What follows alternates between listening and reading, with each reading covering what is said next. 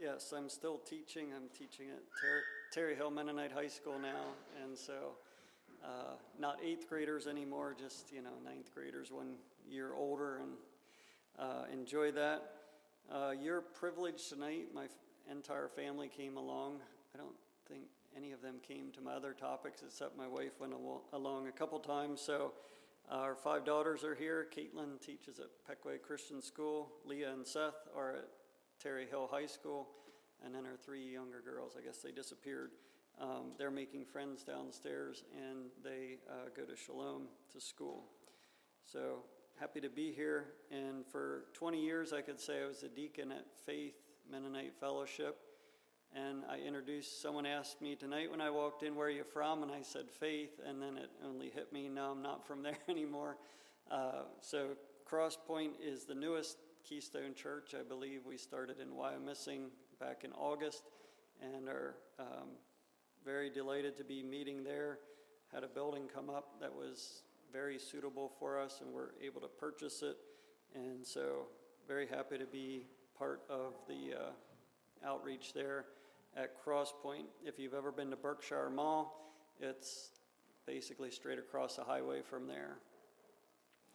All right, this evening, yes, the topic is sort of a funny title, Admiring Nature While Denying a Designer. So I think the Bible School Committee had the idea that you're not supposed to do this. This is not what you're supposed to do. At the conclusion, I'm going to ask you this question. What is the one created thing in nature that can most distinctly and most accurately represent the designer God? What is one created thing in nature that can most distinctly and most accurately represent the designer God? 2 conclusions we'll come to is that we must, as we admire nature, we must acknowledge the designer. It's a both and. We admire nature that's natural, and in that we must acknowledge the designer. And then we probably won't have a lot of time for this, but as we admire nature, I think we should use nature as a way to draw people's attention turn them toward admiring the designer and using that as a tool for ministry. So the idea in the title is we admire nature, we look at something with wonder, we say, wow. Nature is defined as basically everything except humans and the things humans make. So, it would be, that's basically the definition. The physical world, collectively including plants, animals, the landscapes, and other features of the earth except man and the things that man has made. And so I think most of us, if we're normal, we like nature. We like the things that are outside of us. And then a designer, I think we have the idea there, the idea that this world has design built into it. And when a person looks at something, when a person looks at a designed thing, what are some questions that they naturally ask? Who designed it? Why was it designed? Maybe say, what's its purpose? How does it work if it's not evident what the thing is supposed to do? And so we begin to look at these things with curiosity and break it down until we usually find design.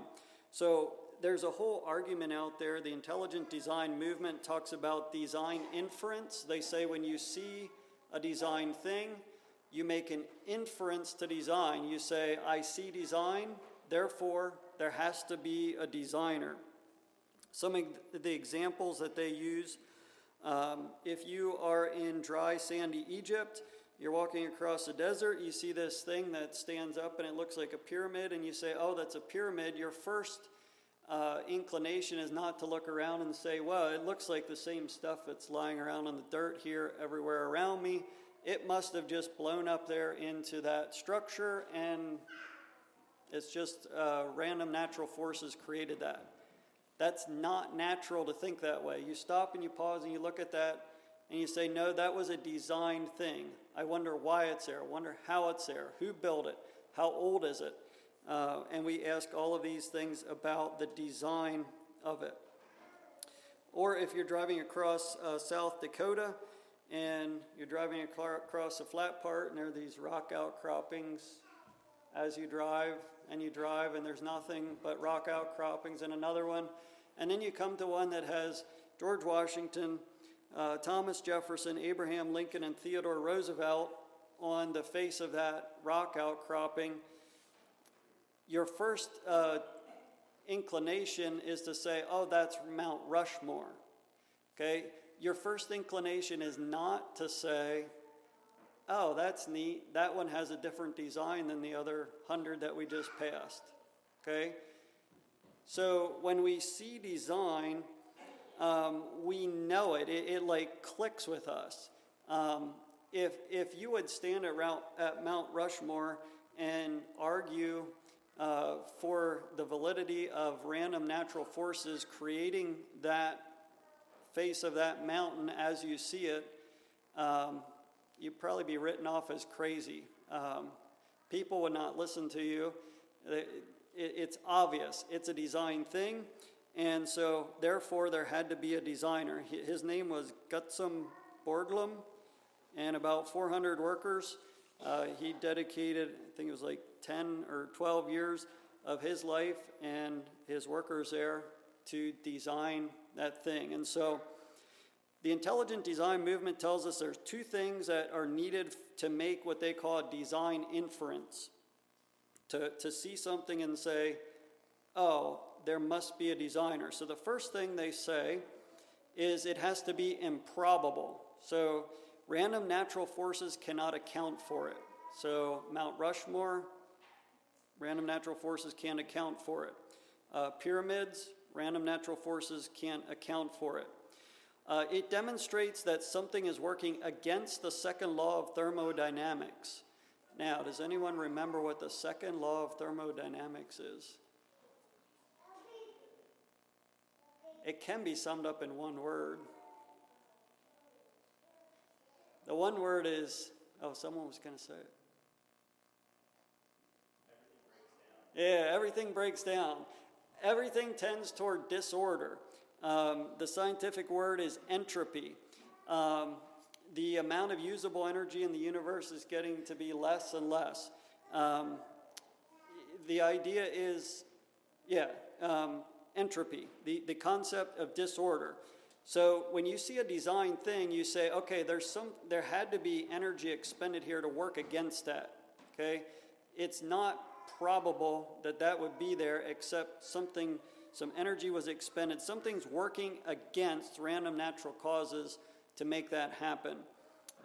Some of you left home and came here tonight, and you're going to have to go home and you're going to have to expend some energy because entropy was at play before you left.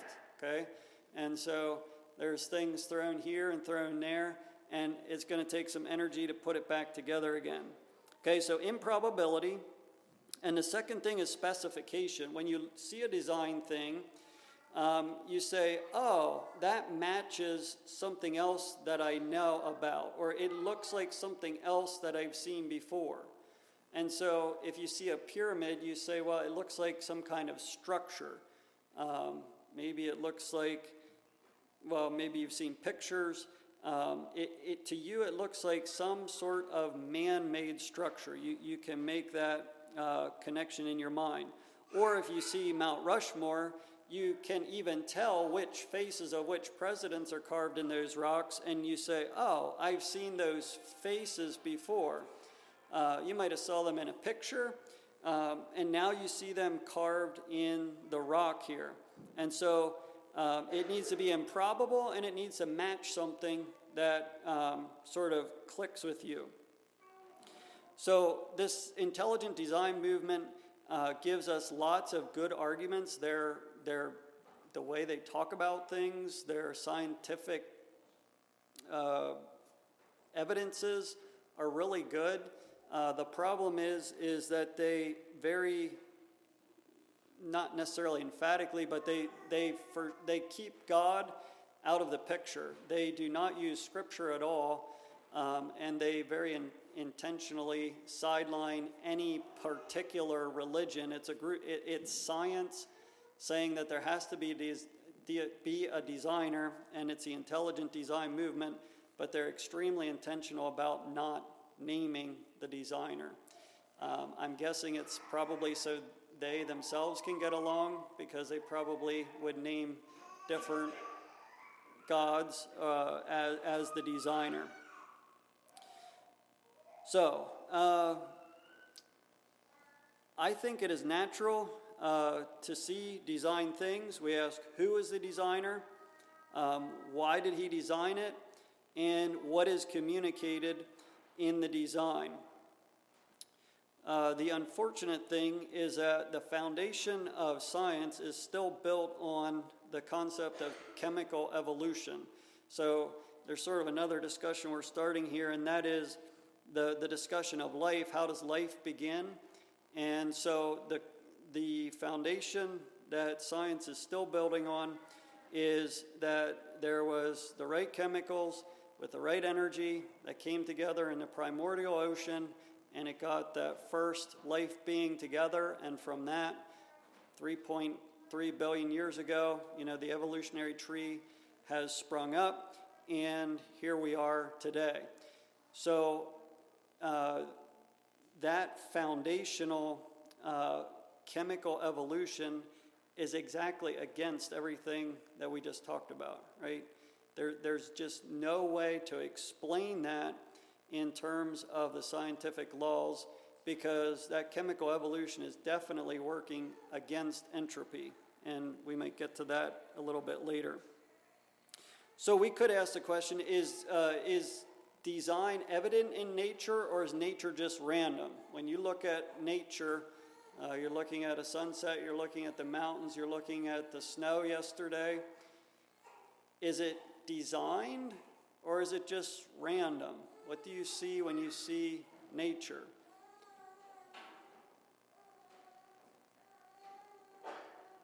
I think when I look at nature, I see design, I see order, I see beauty.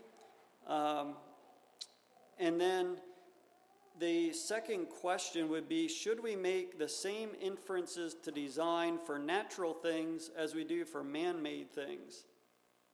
So you see, the examples I gave were man-made things. So there's something that clicks with us when we see a man-made thing. We can quickly make that inference to design. Should we make that same logic jump when we see a God-made thing? Is it okay to make that jump? I think it is, because I think it resonates with us, who we are as people, made in the image of God. And so we are wired to look for that order and design. And when we see it, it clicks with us as being designed. So I have a suggestion here, and that suggestion is that mankind studies nature with an inborn sense that they will find design, because we live in a world ruled by order and design. So whether you like it or not, people are born into a world that has order and design built into it. You can't get away from it. It's impossible to get away from it. So we have a world that's ruled by day and by night. There's seasons of the year. There's gravity. There's air pressure. There's water pressure. There's all of these things that are just, they work just because that is the way it is. It's the laws of nature. And so as we live in a world that's ruled by design, I think that just wires us to look for design. And so in the modern age of microscopes and imaging, we've sort of got obsessed with breaking things down into smaller pieces until we find design. For example, so this is soil sifters, and pulled them out of my cabinet at school, and they just have a big screen in the top, and then the next one, they're always hard to get apart, smaller screen and a smaller screen, and then in the very bottom are the particles that came through the very smallest screen. There's still some there.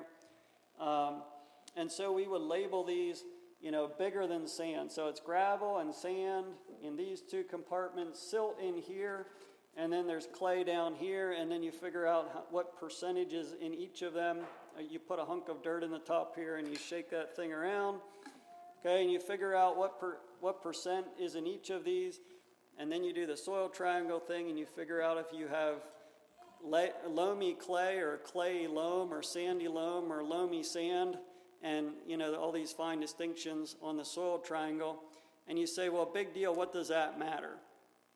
Well, clay particles down here, the very smallest, that dirt doesn't seem like much. Okay, what's in dirt? Is there any design in dirt?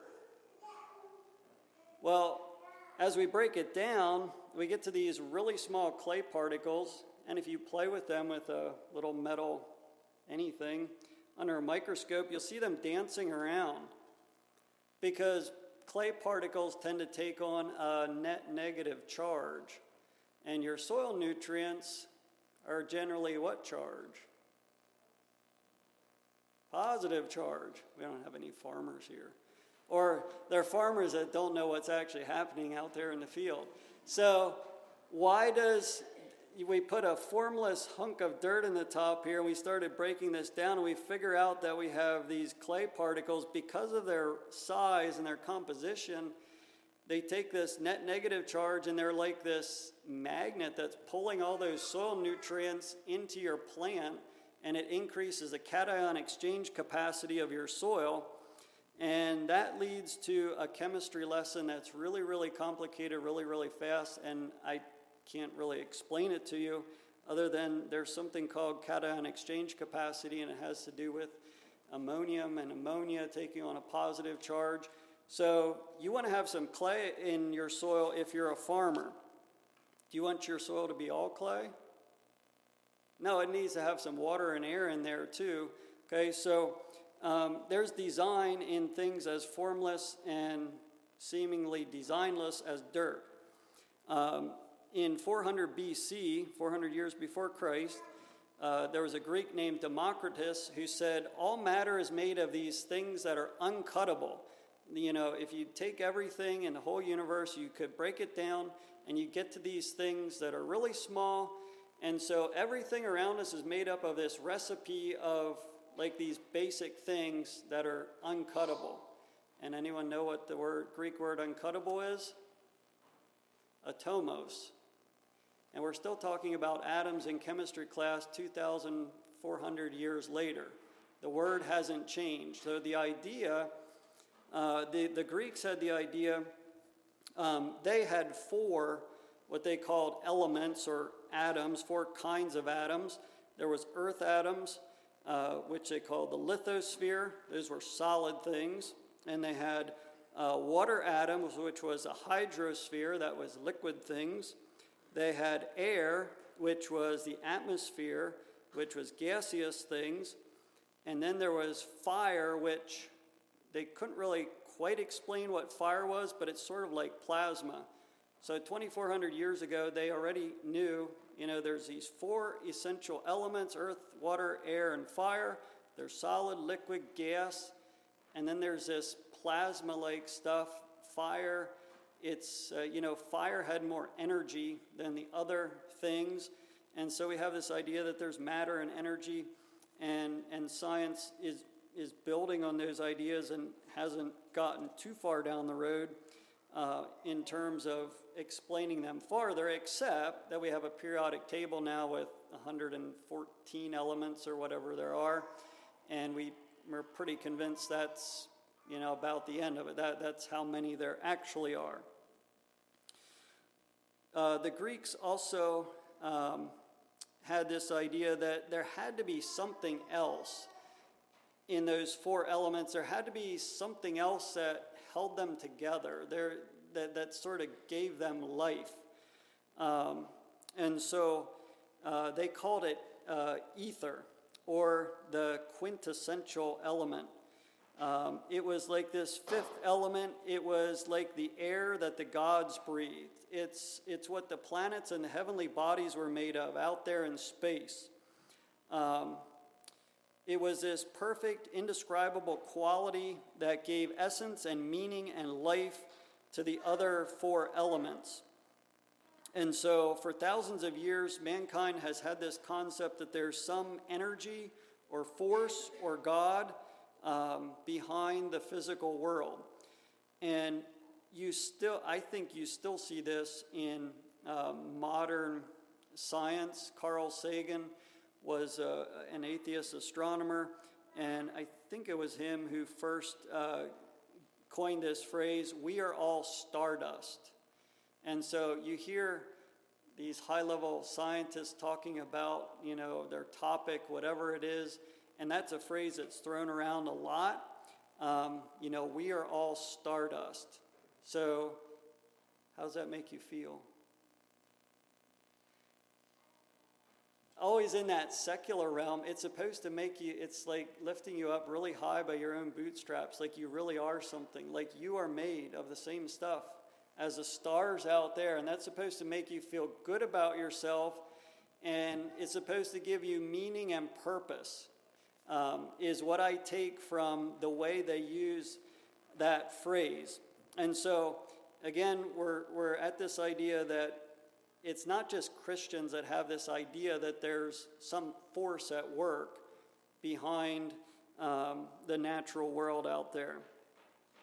Another way to think about this, we're talking about the idea that mankind has this incurable desire to break things down, and he will break things down smaller and smaller and smaller until he finds design. If he doesn't find design, he'll keep breaking it down smaller until he finds it. So what does a doctor do if you go to the doctor and you're sick? Well, you're a whole organism, and so he starts to break you down. He doesn't actually dissect you, but he intellectually begins to dissect you. And he asks where it hurts, and what are the symptoms, and how are you feeling? And so you have the whole organism, and he tries to figure out what organ system might not be working, what particular organ's not working. And then if it's down in the level of tissues and cells where he can't actually see what's wrong, then he gets images and scans and whatever to try to find out what's wrong with you. And then when you're done at the doctor, he has diagnosed you and he figured out, what organ or tissue or cell is having trouble, and he sends you out the door with what? A prescription for chemicals, right? And so then you start from the bottom up, and that medication, those chemicals, alter your experience from the bottom up. And so even in medicine, we've been doing this thing, we break it down till we find we have to know what the design is, and in that design, we find out what's not working, and then we medicate it from the bottom up. What we talked about earlier is these 6 levels are given and taught. They're very helpful in understanding the human body, in that we have chemicals that come together to make cells. The cells make tissues. The tissues make organs. The organs make organ systems, which make up the whole organism, make up you. But no one, and science itself, has not been able to explain in ways that don't violate science how we get from chemicals to life, okay, or chemicals to cells. Because the reality is, all of the laws of science say that life starts right here. It doesn't start down here. We have the law of biogenesis, which says life comes from other life. And we have the cell theory that says cells come from other cells. And so the whole foundation of science from here down, which is a chemical evolution theory, has yet to be proved. In fact, they violate their own science to even suggest that chemical evolution theory would be valid. Okay, so we're finding all sorts of design in nature, and we are using that to understand the fact that there is a designer.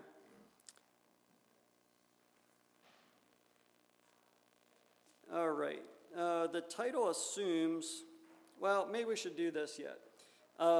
Models are very helpful in science.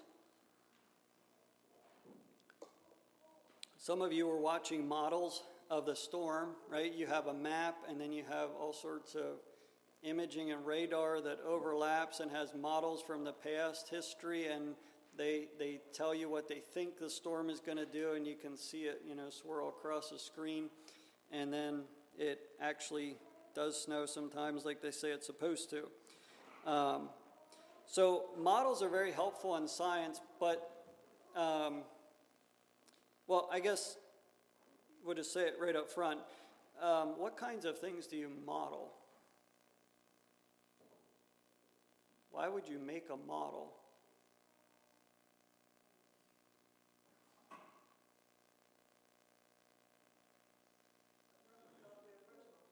Okay, it's a replica of the original.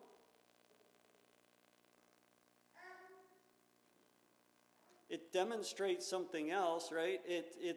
You might make a model, you might make a drawing of a house, and then you build the house. You make a model of some bigger thing to represent how it works. And so there's this thing that we talk about in advanced biology. It's called the sliding filament theory of skeletal muscle contraction. And so we go into this big, long spiel about how your muscles work. So how do they work? Well, they contract, right? So they go like that, and they move. But actually, a muscle needs to be attached by a tendon to a bone, but it needs to cross a joint, right? It wouldn't do any good if your muscle was attached here and here to the same bone. Okay, it could contract all day and it wouldn't move anything. So you need a muscle attached to a bone by a tendon that crosses a joint. So those are 4 things you need for a muscle to move. But then we're obsessed with this idea that we need to break it down farther until we find design. How does the muscle itself actually move? Well, muscle is striated.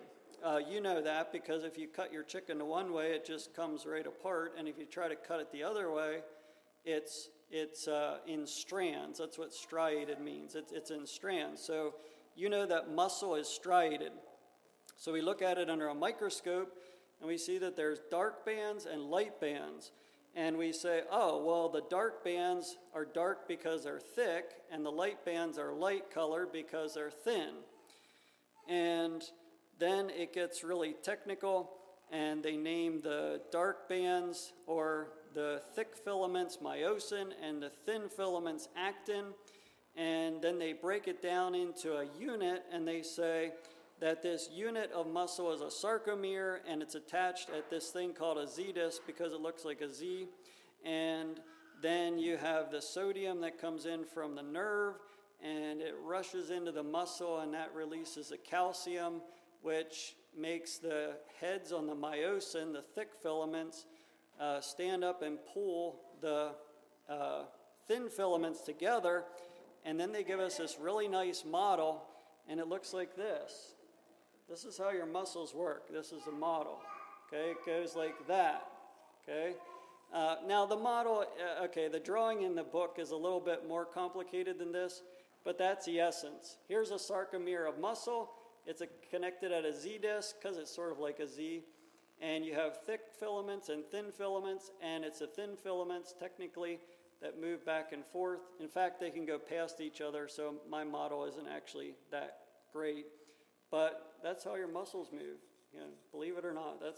And why do we make models? You can only make a model of something that is designed. Does that make sense? It'd be fruitless to make a model of something that didn't have design. The fact that we make models shows that we live in a designed world. All right. The title assumes that people admire nature, and I think we can say that's true. The tourism industry says people like things in nature. Where do people that live in the city go for refreshment? They go to the park. Okay, they get out in nature, they de-stress, they refocus, they reset. How do they do that? They get away from everything that's people and people made, and they go out into nature. So the big question for us is, to what degree should Christians admire nature? So are you in danger of admiring nature too much? Okay, so, we're sort of down on the people out there that see the design in nature and they don't acknowledge the designer. But is it possible for us to admire nature too much? So we could look at Paul on Mars Hill in Acts 17. In Isaiah 40, God asks, well, why don't you turn there? Isaiah chapter 40, and then also in chapter 44, we're going to breeze over these sections here. God asks a very pointed question through Isaiah. In Isaiah 40 and verse 18, a fairly common passage. Isaiah 40, verse 18, the idolatry question. To whom then will ye liken God, or what likeness will ye compare unto him? The workman melteth a graven image, and a goldsmith spreadeth it over with gold, and casteth silver chains. He that is so impoverished that he hath no oblation chooses a tree that will not rot. He seeketh unto him a cunning workman to prepare a graven image that shall not be moved. So we have this guy, and he is making an idol. He might make it out of silver or gold, or if he's poor, he'll make it out of wood. And so I think what these verses are saying is God's image always suffers when we compare him or represent him with physical things of nature. We bring him down and make him into things of nature, make him out of things of nature. Verse 25, to whom then will ye liken me, or shall I be equal, saith the Holy One? Lift up your eyes on high, and behold, who hath created these things, that bringeth out their host by number? He calleth them all by names, by the greatness of his might, for that he is strong in power, not one faileth. So what he's saying here is Creator God stands superior and above his creation. He is not to be brought down into his creation. His command over creation shows his greatness. His glory is above the earth. In Isaiah chapter 44, my Bible calls that section the folly of idolatry. If you don't know this story, go home and read it. It's a great illustration of what idolatry really is. The short version is this. A man grows a tree. He even cultivates it. He makes sure the vines don't grow up it. He makes sure it gets plenty of sunlight. He might even put fertilizer on it. And that tree grows, and then he cuts down the tree, and he uses some of that wood from that tree to cook and make his food. He uses it in the fire to make himself warm. And he takes a specific chunk out of that tree, and with extra care, he carves out an idol. And when he gets done, what does he do?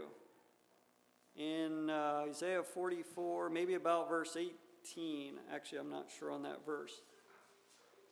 He falls down to it, and what does he say?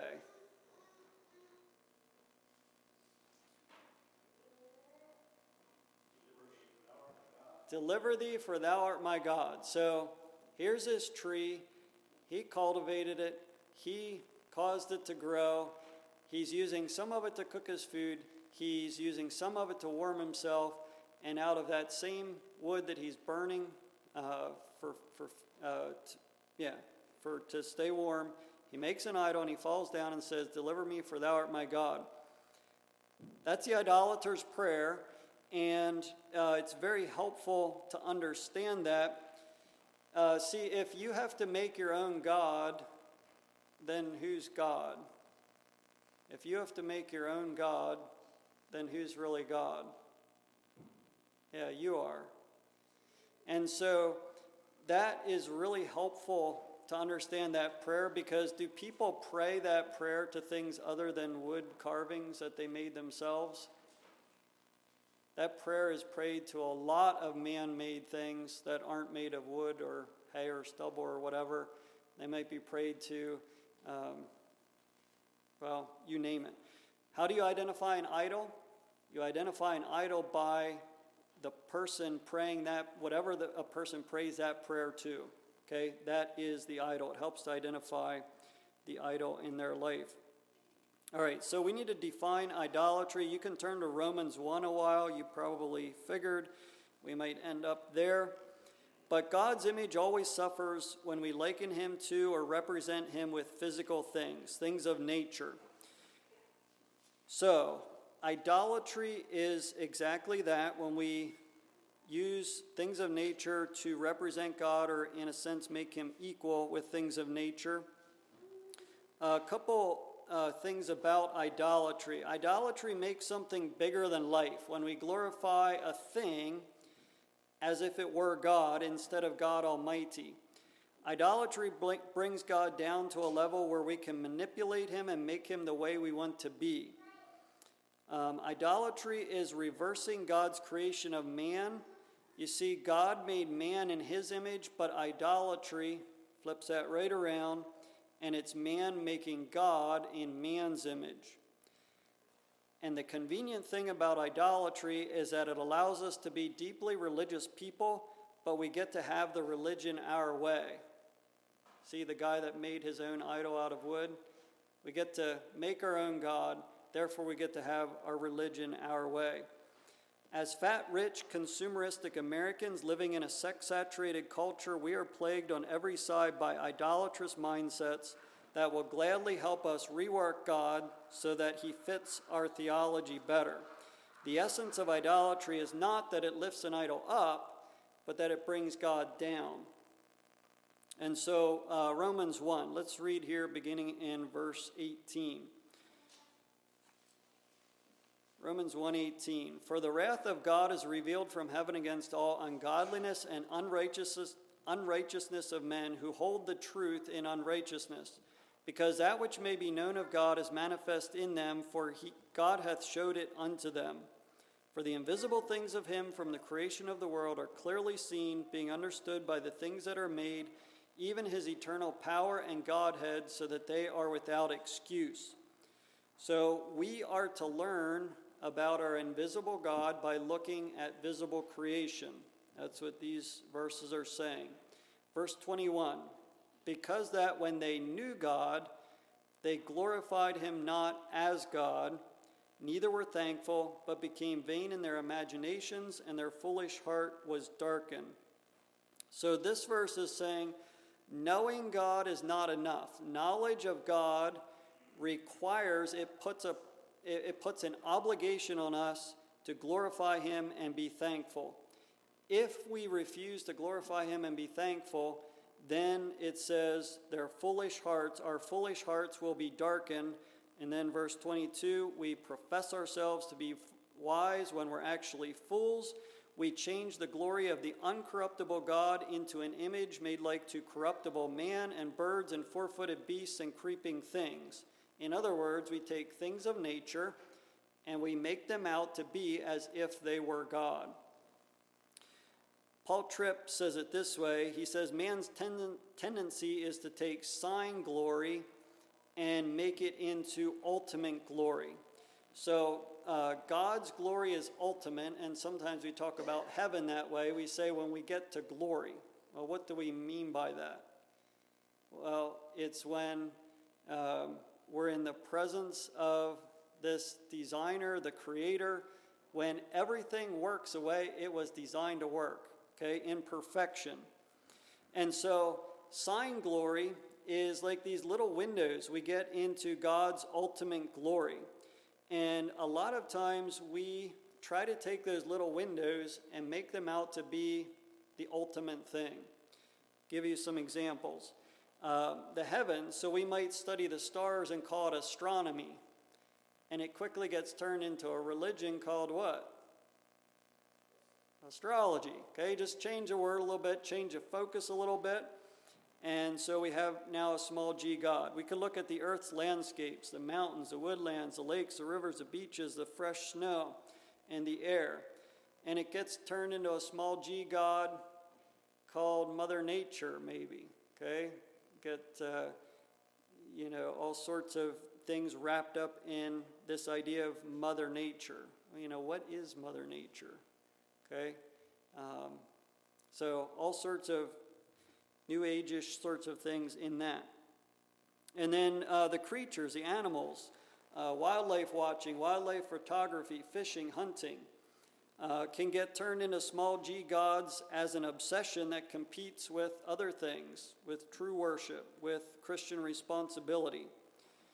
Or people who are image bearers of God. We have man-made stuff. We have cities, architecture, art, fashion, culture, social networking, marriage and sexuality. And that can very quickly get turned into people worship, where we take the thing of nature and it's a little window into God's glory, and we make it out to be as if it were the ultimate glory. So all of these things point us towards God's glory, but they are not the same as God's glory. To glorify these natural physical things without recognizing their source in God will rob God of the glory he deserves whenever we try to wring pleasure and glory and satisfaction out of any created thing without recognizing the Creator. We start down this slippery slope that Romans gives us. We're left down and we're unfulfilled, and then we begin to deny God and his glory, and then we're set up for the bait and switch that the devil does, where we glorify the created thing over the Creator. The devil feeds us all of these wonderful things and says, this is it. This is ultimate glory. It's the bait and switch. And then we become addicted to that natural thing, and we begin to worship that natural thing, and the devil has us. We take that natural thing as if it were ultimate glory.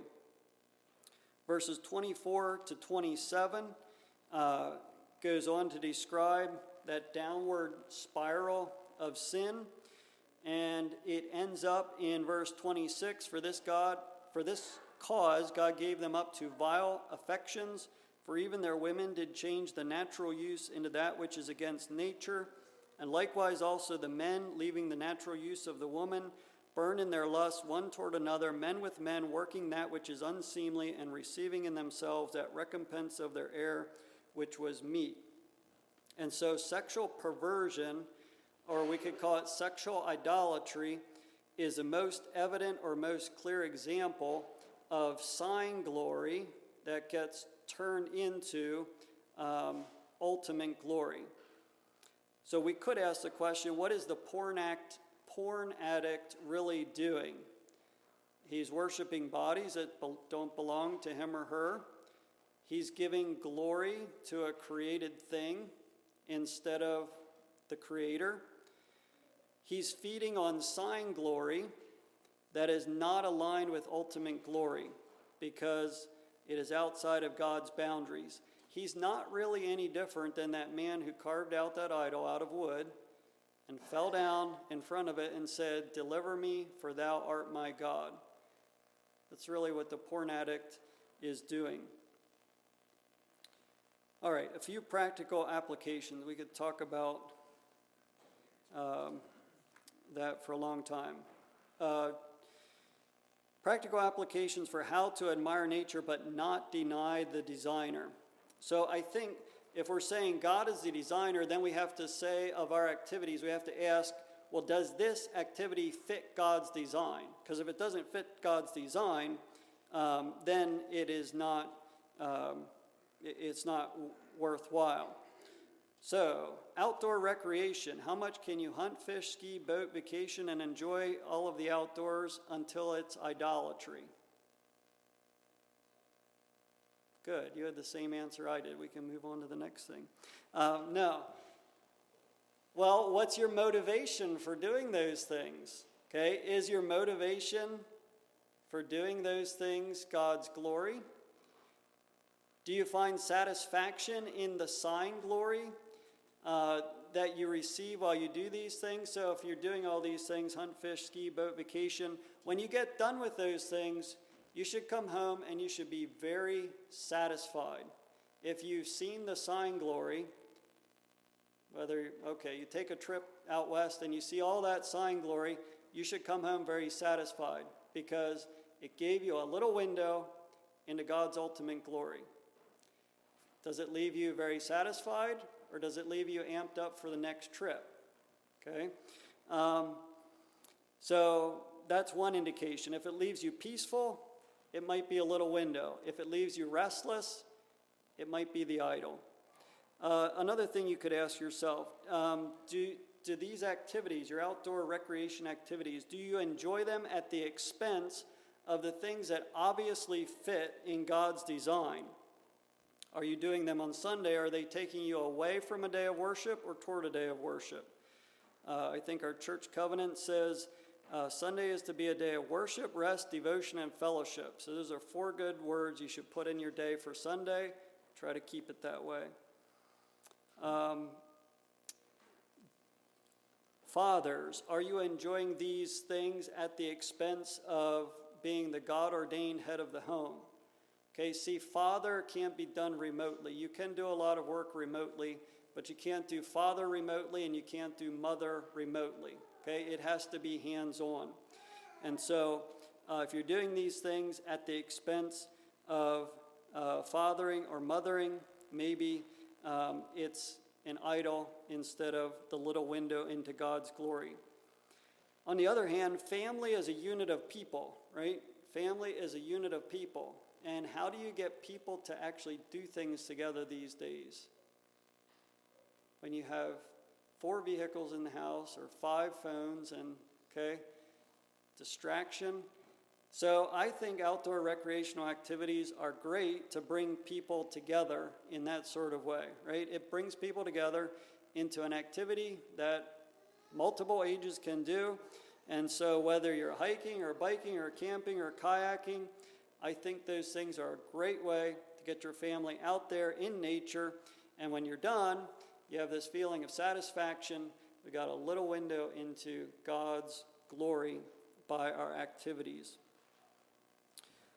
All right, we could say a lot more here. Let's go to the conclusion. The question was, what is the one created thing in nature that can most distinctly and most accurately represent the designer God? And the answer is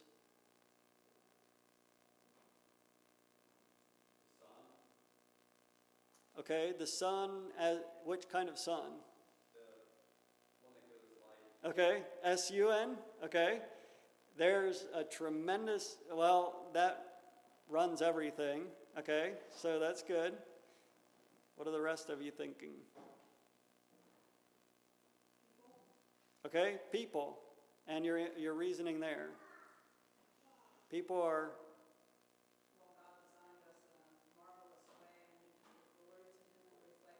Okay, people are made in the image of God.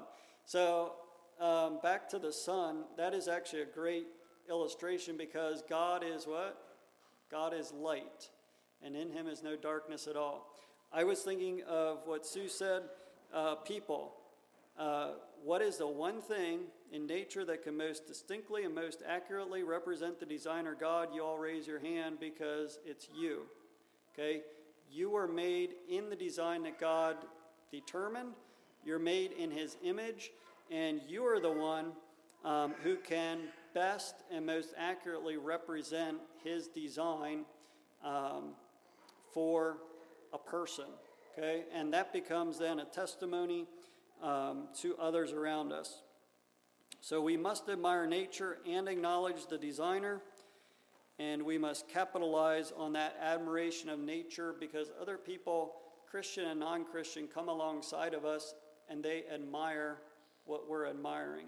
And if they're non-Christians coming alongside of us, we should elbow them and we should say, do you see the design? Do you see what I see? This is what I see. Is that what you see? And then point them towards, be in a relationship where you can continue egging them on towards knowing the designer as you know him.